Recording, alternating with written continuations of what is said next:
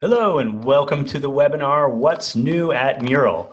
We come to you every month on the first Wednesday of the month to bring you news and updates about Mural. My name is Jim Callback. I'm the head of customer success at Mural, and I'm joined today by my co-host, Amelia Ostrom. Hi, Amelia. Hi, Jim. Thanks for joining us. We'll get into some of those features right away. I just first wanted to quickly talk about the features that we're going to feature in this month's What's New webinar. First of all, we're going to talk about the Microsoft Surface Hub. Then Amelia is going to tell us about some enhancement to the sticky note feature. We're also going to talk about permissions and some related features around permissions. I'll give a tip for remote work at the end, and then we'll take some of your questions. So if you do have questions during the webinar, please type them in the Q&A pane in your webinar software. We'll be getting to those questions throughout the webinar, answering those by text, but we're going to read a few of those aloud. So if you do have some questions, let us know. Great, so we have a lot to cover, and we're going to jump right into it, and I'll start off with the Microsoft Surface Hub.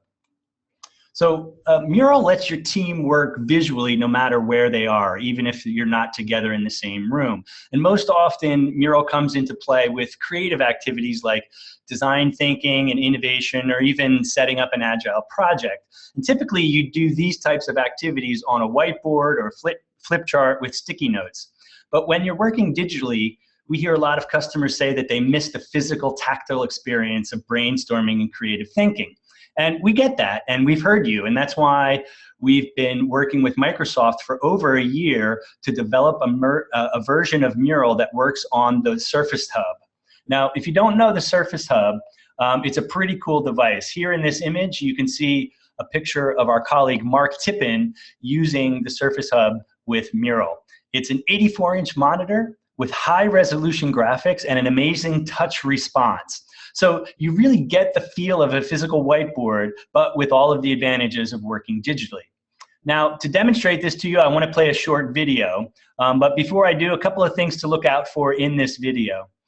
First of all, you're going to see a lot of other devices. And I think the point here is that because Mural is a cloud-based application, anyone with access to the Mural has contact with the same content. Whether you're using a mobile app, an iPad, or a computer, or the Microsoft Surface Hub. And at one point in the video, you'll see someone add a sticky note from a mobile phone to the Mural, and then the person in the video uses the Microsoft Surface Hub to move that content into position on the Mural. So in addition to the Surface Hub, we're also going to feature some other devices in this video. And then finally, keep in mind that you can draw directly on a Mural with the Microsoft Surface Hub, either with your finger or with the pen. So look out for those two things now, and I'm going to go ahead and play that video for you.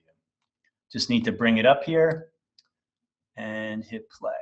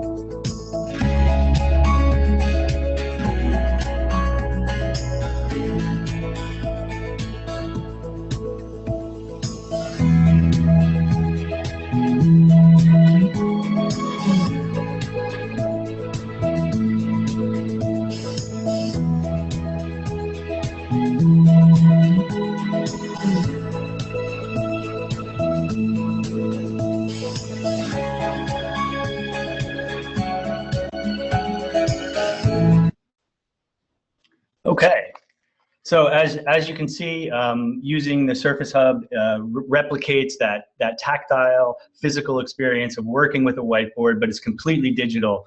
And once everything is completely digital and in the cloud, you can collaborate in a much more fluid way, both in person, but if folks are remote or using their mobile devices, they can also contribute to your mural. Note that the mobile web version of Mural is available, and in last month's What's New at Mural webinar, we featured that mobile app. So if you go to our YouTube channel or to our blog, that's blog@mural.ly, you can watch last month's What's New webinar and a short demo of our mobile app. We are still working on beta versions of our iPad and our iPhone apps. Those will be out shortly, but we do have the mobile web and of course the regular web version of Mural as well too. So the Microsoft Surface Hub is now being shipped, and I think that's part of the news here now, is that you or your organization can actually order and get these devices now. Great. So I'd like to, I'm sure we got a couple of questions about that, but I'd like to hand it over to Amelia now, who's going to talk about enhanced sticky notes. Amelia? Hi, Jim. Thank you. Sure. Yes, I'm just going to take over the camera now, so we'll just switch quickly, so I will have the control. So hi, everyone. Great to have you on board. And I just wanted to remind you as well, as Jim just did, that you can add your questions in the webinar software during the webinar. And in the end, we will come back and take some of your questions live as well. So to start with, I would like to show you a couple of new ways that we enhance the sticky notes, that you can share your ideas more quickly and easy. First out, I wanted to show you how you can enter the edit mode of a sticky note. So once you select the sticky note and you see this blue border around it, you can just press enter to start editing it. So now I can start adding text. For example, we want to do remote coffee breaks. Breaks, not bakes, to feel more close together. And as you can see, I can also see now when Jim is typing on sticky notes. So before, when someone was editing a sticky note, it would go blank when someone was editing it. Now you can actually see what Jim is thinking as he writes this. Oh, that sounds like a great idea, Jim. But you can also see when someone is sketching on sticky notes in real time. And since I don't have to wait until Jim is done sketching his idea, I can actually start building on it directly and not lose the flow. So thinking about flowers here. What about, for example, having a digital flower pot that allow us to digitally water the flowers in our colleague's office? That would be cool. This is some Kickstarter project similar to that.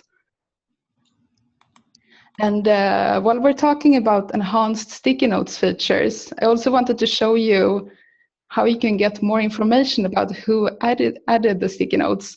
So maybe it happened to you as well that you've been wondering who added this great idea. This is something I would like to discuss more with them. So what you can do then is just basically right-click on the sticky note. And as you can see here in this context menu that pops up, if you press on the option Show Info, you will see who added the sticky note. And you can also see if someone edited the sticky note. So you can see that Grace did it first, and then I came in and did some additions to it. And we also have some new features added in the activity feed. So as always, you can see when someone added a sticky note or deleted a sticky note, and you can see when someone updated something on a mural. But now you can also see when someone joins a mural. So I can see here that Grace was joining the mural. This might be helpful if you're sharing a mural with your colleagues and you're wondering whether they have seen the project or not.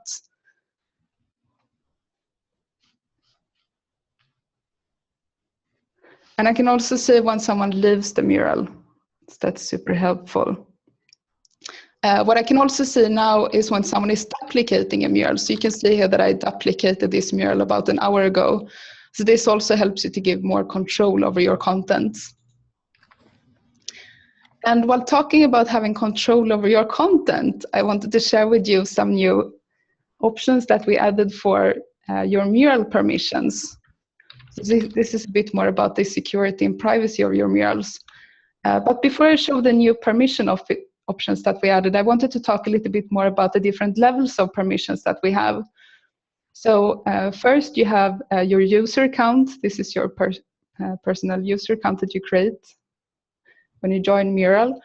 But then you have different levels where you can control the permissions. So the first level is the team permissions.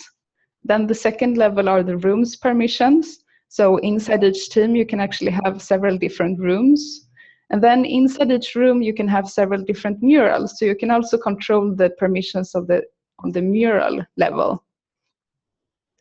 So now I'm going to slide over here and show you what the new updates are. So on the team level permission level, last month, maybe you remember that we showed you the template feature. Now you can also publish murals as templates to create a template that you can reuse in different activities. So what's new on the team level permissions is that now you can give permission to who can publish templates. Publish templates is a permission that you might give to facilitators or coaches on your team. So they can decide which activities and which templates are going to be reused most often. And if we look at the previous permissions that we have here, on team level, you can choose how you can create rooms, you can choose how you can see public rooms, and you can also choose who is the team admin. So the team admin will automatically have all of these permissions on the team level. If you look at rooms and murals, the news here is that now we can also control who can duplicate a room or duplicate a mural. So this is something that also helps you control your content even more. And for murals, you can even decide who has the permission to export murals. So all of these permissions are actually unselected by default. So if you want someone from your team to be able to publish templates, duplicate rooms or murals, or export murals, you will have to grant them permission explicitly to be able to do so. So this is something that helps to ensure that nothing gets shared accidentally. And now we're going to go over to Jim for some tips on remote collaboration. So over to you, Jim, again. Yeah, hi, thanks, Amelia. Thanks for that. That's some great new features there. So I wanted to talk a little bit about timeboxing as the tip for this month. Timeboxing is kind of a made-up word, but it's basically recommending that you time each exercise when you're working with remote teams. So when you're working remotely, let's say you have Mural open and you have a group of people working in a mural, you have Skype or WebEx or some audio capability, so you're able to talk with them, and you're working in real time through an exercise. Maybe you're doing a design thinking exercise or planning for Agile. It's easy to get distracted when you're working remotely, and attention spans tend to be shorter, so thoughts wander off. And if you time each step of your exercise, this increases the sense of urgency from the team and importance around each activity. So we recommend using the timer on your mobile phone to keep track of time. And for simple exercises, try to keep them to short chunks. Maybe give the group a 1 to 3 minutes individual time to complete a thought exercise, like brainstorming around a specific topic. The shorter, the better, we have found, when you time box exercises. If at the end of the time, when your timer goes off on your phone, if you need more time, you can always add more time. But by time boxing things, that keeps the group together. If you have longer exercises like sketching, maybe you need 10 minutes or 12 minutes. We try not to go beyond 20 minutes. I think when you're working remote and you give people 20 minutes to work on an exercise individually, their attention can get lost, and they might be multitasking and things like that. So try to keep things as small as possible. If you need a little bit more time, like 10 to 12 minutes, you can still use your phone, but we also recommend to play music in the background. 10 minutes of silence on a conference call is very silent. It's almost deadly. It sounds eerie, actually. So if you play music in the background, then when you turn the music down as the facilitator, that also lets folks know that they should come back to the exercise. So for example, let's say you're working on the business model canvas with a group of people. Again, you have Mural open and a Skype call, or you're using the telephone to talk through the business model canvas in real time. You might say that everyone has first they have 5 minutes per section, and time box each of the regions in the business model canvas to 5 minutes. So you would set the timer, let everyone work individually. When the time is up, then you have a group discussion. So time boxing typically works with individual work at first and then paired with group discussion. But we find that time boxing and thinking through how you're actually going to structure the activities in small chunks really makes a remote session much more efficient, and it's easier to facilitate and keep the group together when you time box things. So that's our tip of the month, is to time box exercises when you're working remotely, particularly with Mural. So I think we'd like to go over to some questions now. Again, if you have any questions, please type them in the Q&A pane. And I had a really good question that I wanted to start off with, Amelia. You know, I showed the Microsoft Surface Hub, and it's such an impressive device, and the experience is amazing. I've experienced it myself when you're standing there and you're touching digital sticky notes, and they're responding in real time. It's as if you're touching a sticky note on a whiteboard. But not everyone's going to be able to get one of those right away, and they might be too expensive. So the question was, is there an ad hoc way to work with Mural instead of using the Microsoft Surface Hub? And I think actually there is. And what I've done in the past when I want a group of people to work digitally is to project a Mural using a regular projector. So let's say you're sitting around a conference room, and you have a group of people there, and maybe some folks are dialed in as well too. That's what we call the mixed setting for remote collaboration, when you have some people who are face-to-face and some people who are dialed in. If you're working with Mural, then everyone is kind of on equal footing because they can still contribute to the Mural. But what you want to do is project the Mural in the room for the folks who are face-to-face so that they can see the same thing. Otherwise, they'll all be staring at their own computer screens with their heads down. Just to keep people's heads up, you can project the screen in the room, and then they can use their mobile phones or their laptops to add a note or add a thought, but their attention is at the big screen on from the projector. Of course, you won't be able to touch that projector, and you won't be able to interact with that. That'll really just be a representation of what's going on in the Mural, but you will be able to see what the remote folks are doing. If they're on the phone, then they'll be able to talk as well too. So the idea of using Mural in conjunction with face-to-face and remote teammates is also something that we're looking at that style of interaction, and that's where things like the mobile web come into play, because if you were projecting a Mural onto a screen in a meeting room, everyone sitting around the table could use their iPhone or their phone to contribute to it as well too. So we do want to support that type of interaction. So that's a great question, and thanks so much for that. We did have another question, I think, Amelia. Is there one there that you wanted to read and answer? Yes, we had a couple of more questions about the Surface Hub. Maybe we can take those at the same time. Okay. Let's stay on the Surface Hub topic then. Can murals be used on smartboards in a similar way like the Surface Hub? Is this something you're aware of? Yeah, so it depends on the type of smartboard. Typical whiteboard smartboards where you're actually writing on the whiteboard. Mural, we don't have an application for that. So for most of the smartboards out there, the answer is no. Mural doesn't work with the kind of the physical smartboards.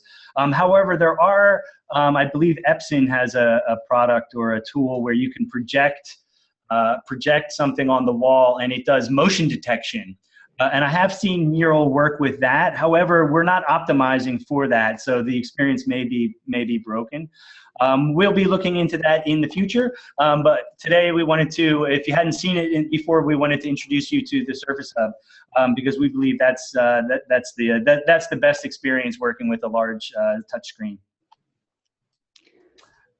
Then we had a couple of questions about the time boxing. You mentioned that you can put on music while time boxing exercises. What is your preferred music for workshops? Do you have any preferred stations or music styles? Or Yeah, that's a great question, because obviously people have different tastes in music, and you don't want to be, too niche or too kind of out there with your musical tastes. I have played in the past. I've just played I've actually played EDM, electronic dance music, which is just kind of generic beats in the background. Try to find an EDM station on Spotify or Pandora, or something that's not too hardcore, and you can just play some generic background beats, that kind of thing. I've done that in the past. I've also played some cool jazz type of things. I played Miles Davis Kind of Blue once, which I think even if you don't like jazz, you can listen to that. Most recently, I played a little bit of some funkier stuff that didn't have lyrics. So I tend to find things that don't have lyrics or voice in there. So instrumental music works. I've avoided classical music so far, only because you don't want the dynamics of an orchestra piece or a string quartet or something like that. You want something that's going to be at a fairly consistent dynamics without lyrics, and also something that you can end in the middle. Right, because after 10 minutes, the song or the couple of songs that you played might not be over. So I think kind of going safe and generic, non-vocal music, instrumental music, and typically pop or jazz, I think works best. By the way, I want to mention, and we'll mention this again at the end of the webinar, we're going to make a blog post. We have it ready to go as soon as the recording of this session is done, which should be within an hour after this webinar. We're going to post a recording of this What's New at Mural webinar on our blog. That's blog.mural.ly. And we'll summarize some of the things we talked about, including our tips on time boxing. And at the very end, we have some links to resources. And I actually put a Spotify list there of some music that I've used in the past, if you just want to take a look at that. Do we have any more questions about the Surface Hub or any other topic, time boxing, that you think we can move to, Amelia? Yes. We have a question here if we could showcase some of the drawing capabilities and other diagram maps or templates we might have. I actually have a mural here that I could put on, a mural that they use in some Surface Hub demos we could look at. I'm just going to open it up here.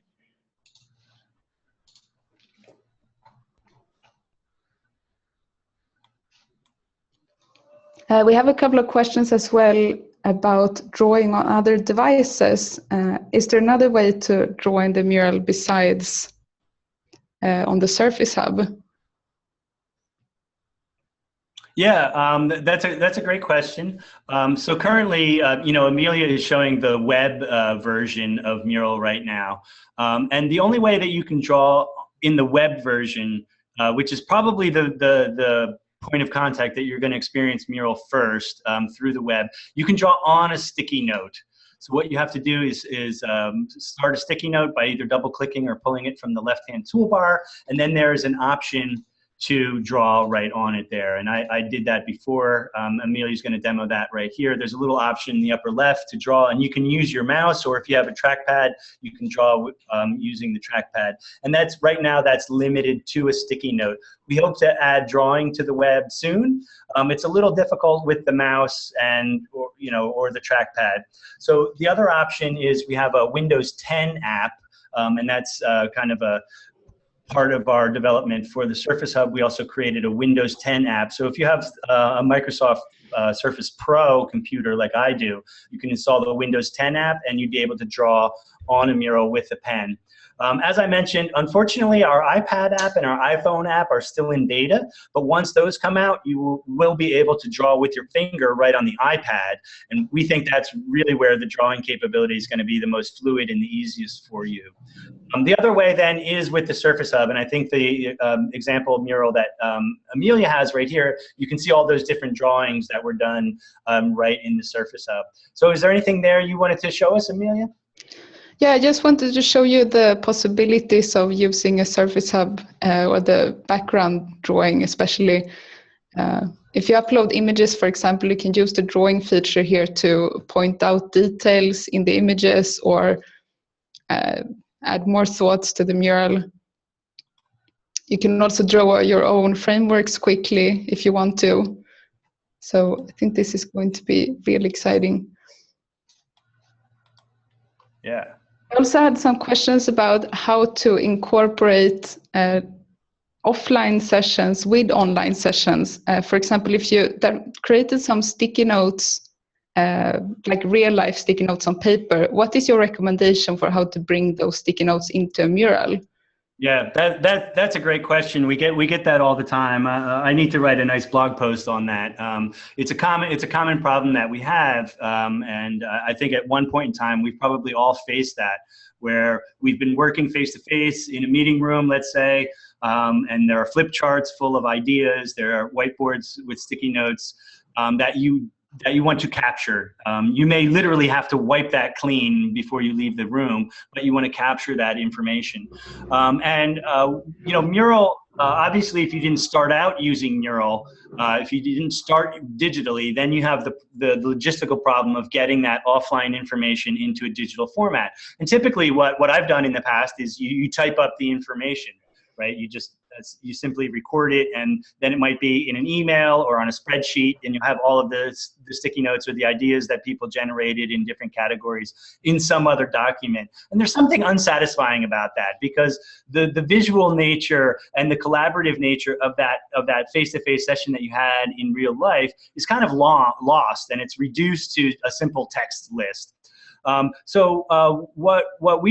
a couple of recommendations I think that I can make here, and one is to as you're in the middle of a real-time session face-to-face, have one or two people who are dedicated to transcribing that kind of in real time. So as the ideas come up, you can put them on the whiteboard, but there's somebody capturing that digitally kind of at the same time, kind of a note taker or a scribe. And that's a role that you might want to give somebody so that you're capturing that in real time. The other thing to do is afterwards to kind of recreate the action. And I think that's where Mural actually makes it a much more satisfying experience when you take let's say a brainstorming session, and then you actually you can recreate the position of the notes, you can recreate the color of the notes, you can add all of the little human touches like drawings and sketches that came up in the face-to-face session. You can capture those digitally. And it's not just necessarily about retyping what was on the board. There's also an act of consolidation and even synthesizing that goes on. So you might deduplicate notes. You might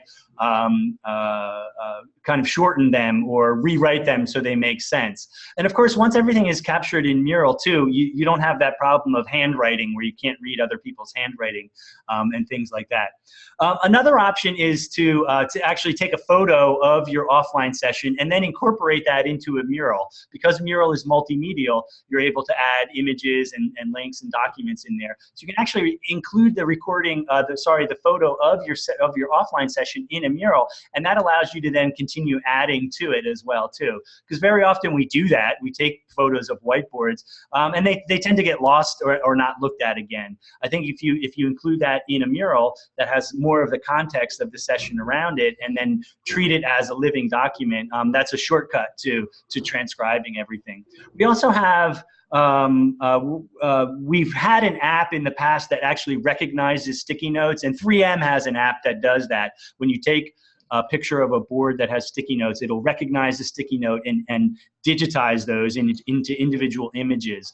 We may bring that back into the new apps that we're launching. I just mentioned the iPad app, the iPhone app are coming out, and we may bring that back in. But 3M is actually continuing that feature, that sticky note feature, because it really didn't get used the way that it should be used. So we'd rather have people thinking digitally first and working digitally first. And by that I mean think about how you're going to capture everything digitally. And I think that's where the Surface Hub comes into play. That's where the iPad app will come into play with Mural, that you'll be able to more easily have those physical, tactile experiences when you're brainstorming, when you're collaborating with the team, but you're working digitally.